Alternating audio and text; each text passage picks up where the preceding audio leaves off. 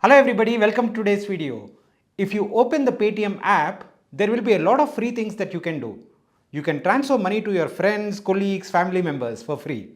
Number two, you can pay the Kirana store owner for free through your Paytm app.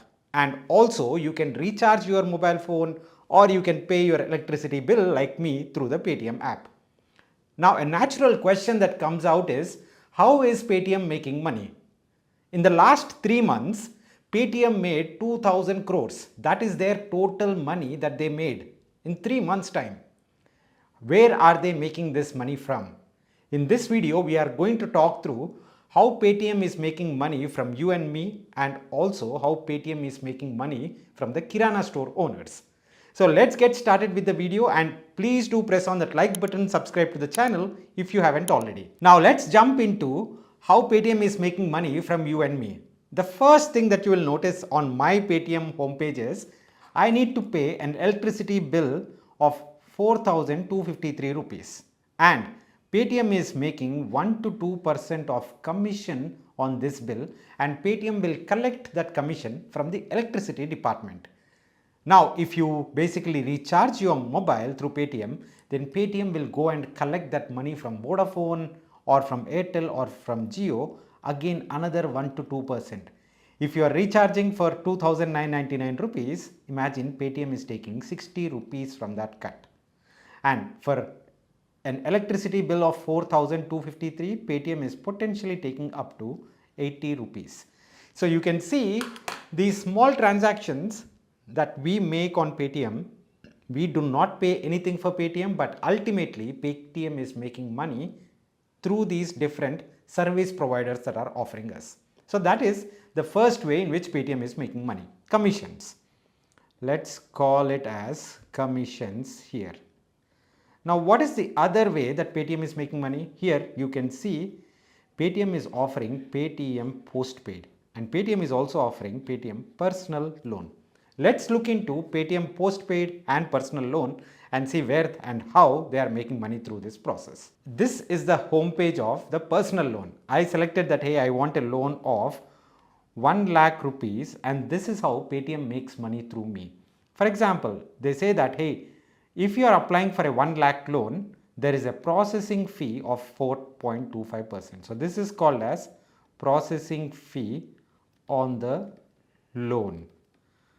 Correct? And Paytm is making that processing fee, which is 4.25 plus GST. On top of that, they are also having interest amount. That interest amount is 1.41% per month, which equates to roughly 16.8% interest per year. Now, if you go and check into a bank and ask HDFC or ICICI, I need a personal loan, what is the interest rate? The interest rate from these guys is roughly 12%, and the interest rate from Paytm is 16.8%, a very high interest rate. But the advantage is that they will give you this loan in literally 2 minutes, and that's the reason why they are charging you more. So you can see the second way in which they are making money is through high interest rates and through processing fees on loans. And this is a huge chunk of their money. In the last 3 months itself, Paytm has given out loans worth 10,000 crores. So you can imagine the total amount of money that Paytm has made through loans. Now let's jump into the other part, which is Paytm Postpaid. In the Paytm Postpaid side, there is no interest. However, there is a 1% convenience fee. So what is postpaid? For example, like, hey, if you want to use Airtel, you can also have prepaid or postpaid option. That is, you first use the SIM for 3 months and then you pay the bill. Similarly, Paytm provides you 60,000 rupees or up to 60,000 rupees of cash. You can use it on Paytm, and then by the next month 7th, you can pay back that amount.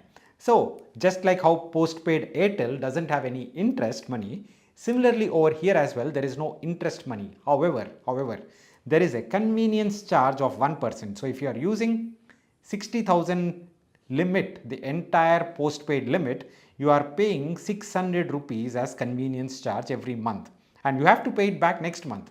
Otherwise, you are also paying late fee. which is rupees 750. So you can see the first one, electricity bill, is through commissions. The second one, loan, is through processing fees and then interest amounts. And on the postpaid fees, you are paying convenience and late payments. All these are small amounts, but they add up very quickly. So these are three ways in which Paytm is making money from you and me. Also, there is another way, which is your advertisements. On the top of the entire homepage, there is an advertisement coming from Canara Bank and HSBC, and these guys are paying Paytm for showing the ad to you and me. So advertising is another revenue which Paytm is hugely dependent on. Now this is one source of revenues for Paytm. Now what is the other source of revenues for Paytm?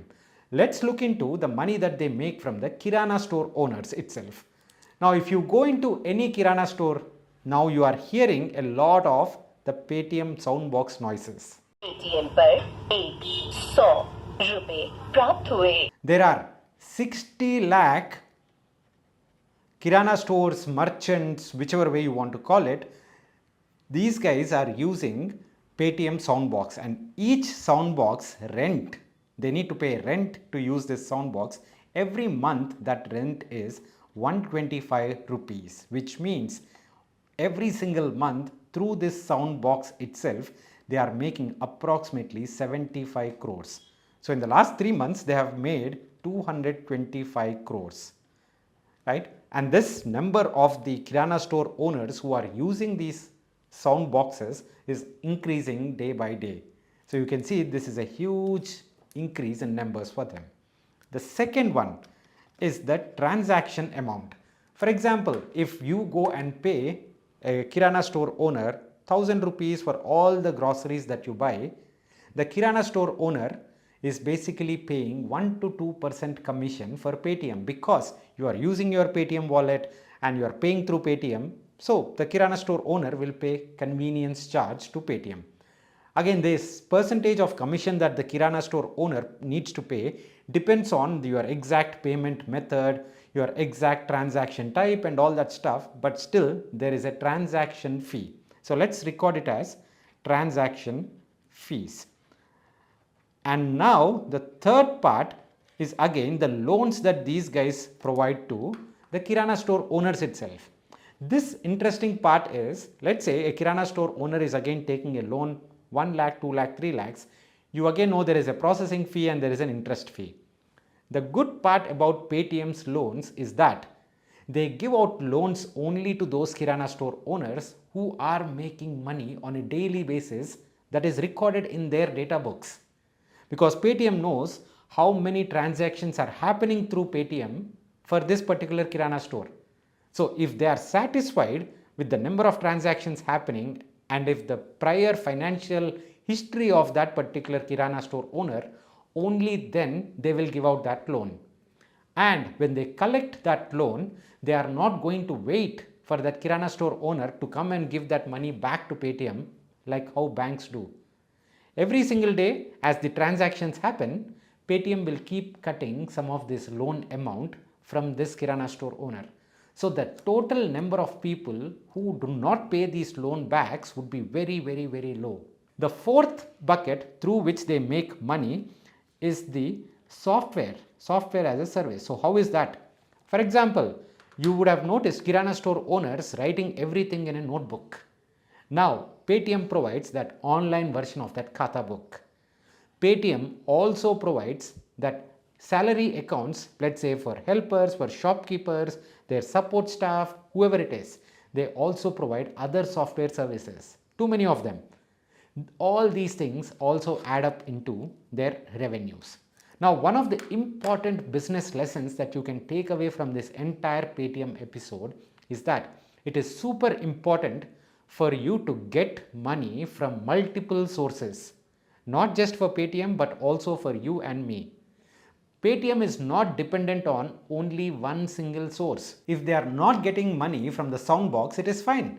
They'll get money through loans. If they don't get money through loans, then they'll get it through transactions. If they don't get it through transactions, they'll get it from somewhere else. They do not have a heavy dependency on only one kind of money making mechanism. They have multiple ways in which they make money. As an individual as well, we should never be dependent on one single job. We should be making that side income, and every single business as well is always trying to diversify. That's the word for today, they diversify their entire income streams. I hope this video makes sense to you. Please go ahead, press on that like button, subscribe to the channel. If you have any questions regarding how Paytm is making money, please do put it in the comments box. And I also believe I probably missed 10 other ways in which Paytm is making money, but these are the most important ones. Take care guys, I'll see you again. Bye bye.